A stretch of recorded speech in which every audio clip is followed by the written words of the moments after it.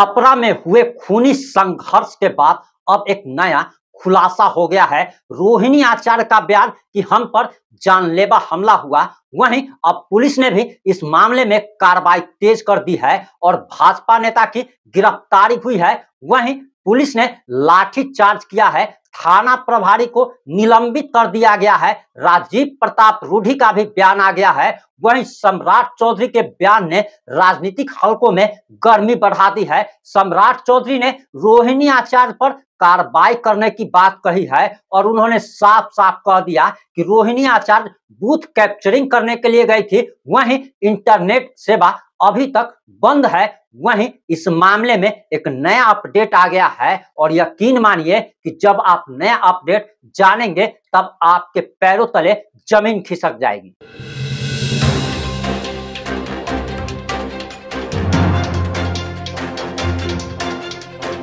नमस्कार, मैं प्रिंस कुमार सिंह और आप देख रहे हैं पॉजिटिव इंडिया। अभी हम आप लोगों को छपरा के खूनी रंजिश के बाद, खूनी संघर्ष के बाद जो अपडेट सामने आ रहा है वो आपको बताने आए हैं, आप लोगों के साथ साझा करने के लिए आए हैं। और अब नेताओं का भी बयान सामने आ गया है। वहीं रोहिणी आचार्य पीएमसीएच में अपने घायल कार्यकर्ताओं के साथ मुलाकात करने के लिए जाती है, उन्हें हर संभव मदद का भरोसा दिलाती है। सबसे पहले रोहिणी आचार्य ने क्या कहा है आप उसे सुनिए।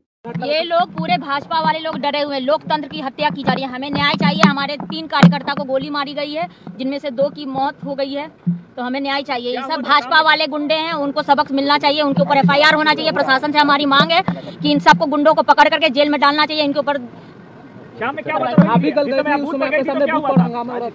एज अ कैंडिडेट हमको अधिकार है, हर एक बूथ पे आप लोग भी सब कोई थे मेरे साथ। वहाँ पे हम बूथ लूटने गए थे देखने के लिए कि कितना पोलिंग हुआ, क्या हुआ। उसमें से एक ये जो भाजपा वाले जो गुंडे हैं वो बैठे हुए थे अंदर में। उनसे पूछे हम कि आप वोट डाल दिए, तो बोला कि हाँ डाल दिए। तो फिर अंदर क्या करने, आप बाहर निकलिए। उसी पे ये लोग भद्दी भद्दी मुझे गालियां दी गई है।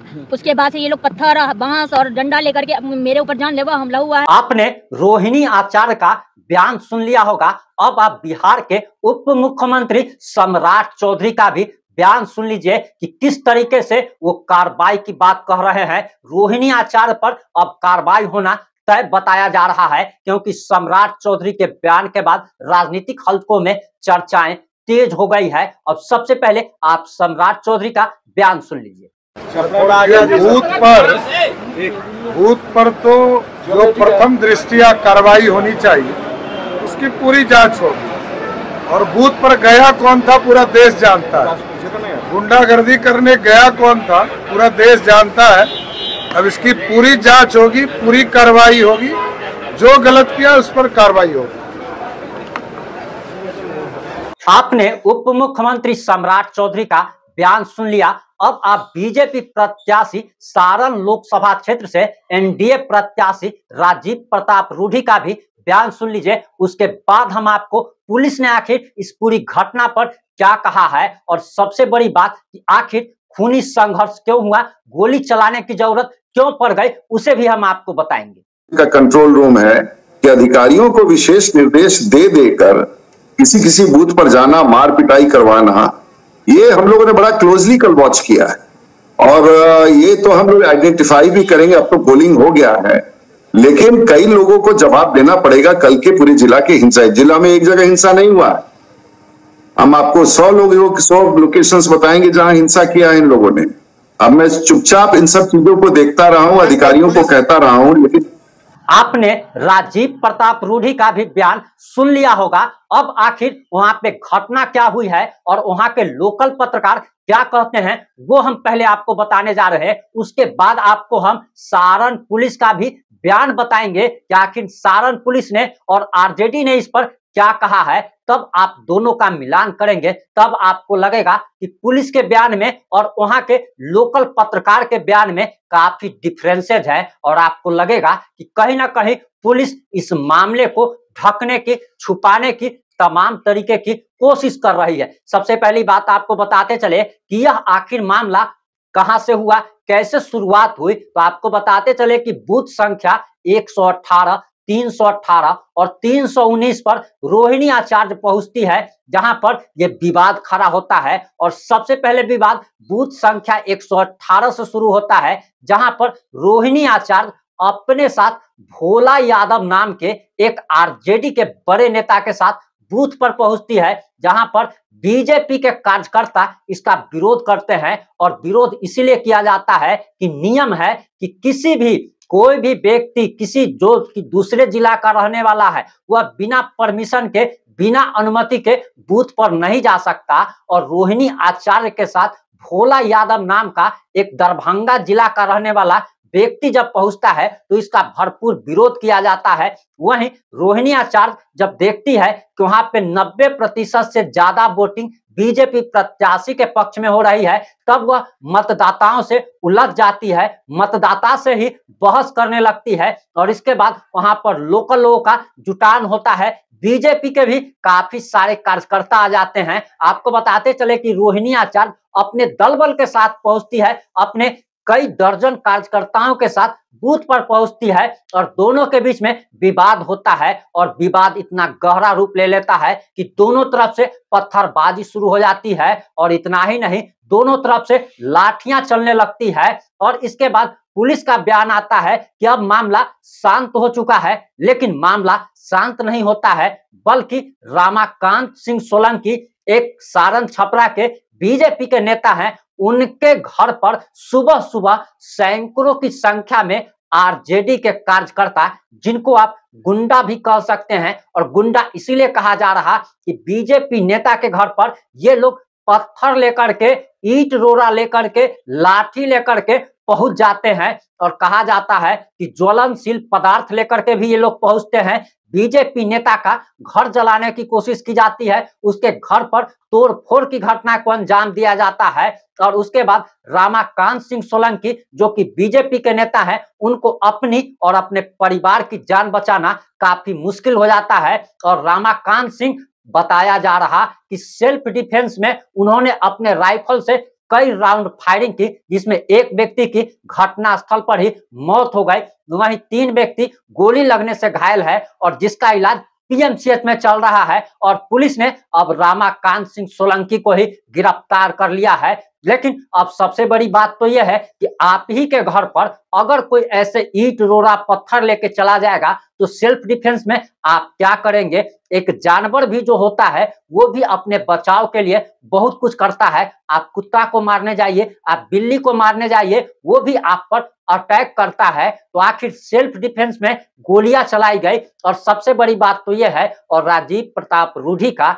एक बयान काफी वायरल हो रहा है, जिसमें राजीव प्रताप रूढ़ी ये कहते हुए पाए जा रहे हैं कि जिस समय रामाकांत सिंह सोलंकी के घर पर सैकड़ों की संख्या में आरजेडी के कार्यकर्ता उपद्रव करने के लिए पहुंचते हैं, उसी समय सारण के डीएम और एसपी को इस बात की सूचना दी जाती है। लेकिन सारण प्रशासन किसी प्रकार की कोई कार्रवाई नहीं करती है और कान में तेल देकर के सोने का काम करती है। और समय पर प्रशासन ने कोई एक्शन नहीं लिया, इसलिए यह मामला इतना ज्यादा बढ़ गया। और सबसे बड़ी बात तो यह है कि जिस समय सैकड़ों की संख्या में गुंडे चढ़ जाते हैं किसी के दरवाजे पर और उसके घर के साथ लोगों के साथ मारपीट करने लगते हैं, उसे मारने की कोशिश करते हैं, घर को जलाने की कोशिश करते हैं, तब पुलिस ने ऐसा एक्शन क्यों नहीं लिया। अभी हजारों की संख्या में और सैनिक बलों की तैनाती है, हजारों की संख्या में और सैनिक बल सारण के चप्पे चप्पे पर तैनात है,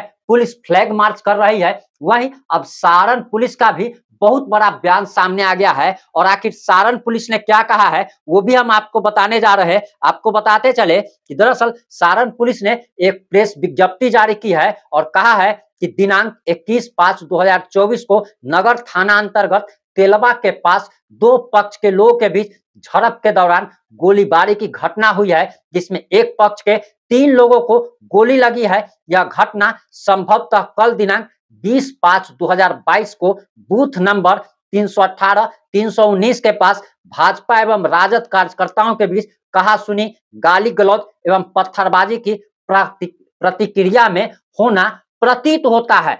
यानी कि पुलिस उस समय एक्शन नहीं लेती है जब सूचना दी जाती है और पुलिस तब पहुंचती है जब सारा घटना घट जाता है। वहीं पुलिस का आगे कहना है कि घायलों में से चंदन कुमार पिता नागेंद्र राय की मृत्यु हो गई है। वहीं मनोज राय पिता विदेशी राय, गुड्डू राय पिता शंभू राय घायल है, जो कि इलाजरत हैं एवं वर्तमान में खतरे से बाहर हैं। मृतक के परिजनों के बयान पर प्राथमिकी दर्ज की जा रही है। घटना में संलिप्त अपराधियों की पहचान कर गिरफ्तारी भी की जा रही है।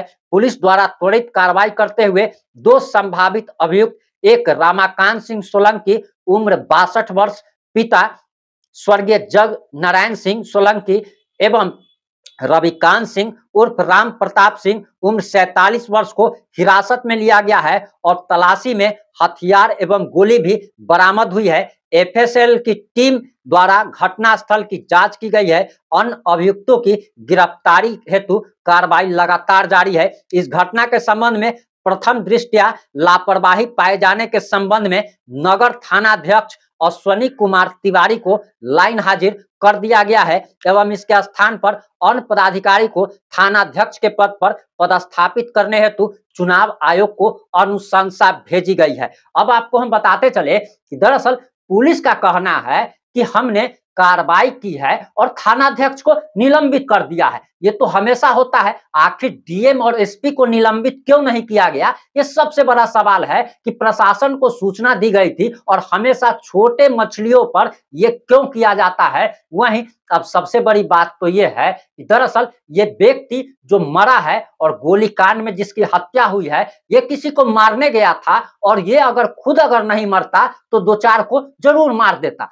अब सबसे बड़ी बात तो ये भी सवाल उठ रहा है कि आखिर सेल्फ डिफेंस में ऐसी घटना का होना आम बात है। वहीं आरजेडी के तरफ से राष्ट्रीय जनता दल तेजस्वी यादव, लालू प्रसाद यादव के तरफ से भी इस घटना पर प्रतिक्रिया सामने आ गई है और वे अपने कार्यकर्ताओं का मनोबल बढ़ाते हुए दिख रहे हैं। आरजेडी का कहना है कि छपरा गोलीकांड के संबंध में शीर्ष नेतृत्व ने उच्च स्तरीय अधिकारियों से बात की है।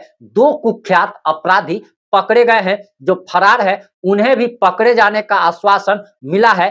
दोषियों को किसी भी सूरत में बख्शा नहीं जाएगा, लाइसेंस भी रद्द कराया जाएगा। यानी कि लाइसेंसी हथियार जो है जिससे गोलीबारी की घटना को अंजाम दिया गया है, उसका लाइसेंस भी निरस्त कराया जाएगा। इसी के साथ आरजेडी आगे कहती है कि पार्टी और नेतृत्व द्वारा मृतकों की परिवार की हर संभव और हर प्रकार से मदद की जाएगी। यानी कि ये लोग उपद्रव फैलाने वालों के साथ है। और सबसे बड़ा सवाल तो ये है कि आरजेडी अपने कार्यकर्ताओं से ये सवाल क्यों नहीं पूछ रही है कि तुम्हें क्या कानून पर भरोसा नहीं है? जो लोग कहते हैं कि संविधान खतरे में है, लोकतंत्र खतरे में है, वही लोग तो संविधान और लोकतंत्र को डुबाने पर लगे हुए हैं। हमारे देश में कानून का राज है, लेकिन सबसे बड़ी बात है कि आपको अगर किसी से समस्या है तो आप थाना के पास जाइए, पुलिस के पास जाइए, कोर्ट के पास जाइए, लेकिन आप किसी के घर पर चढ़कर अगर सैकड़ों की संख्या में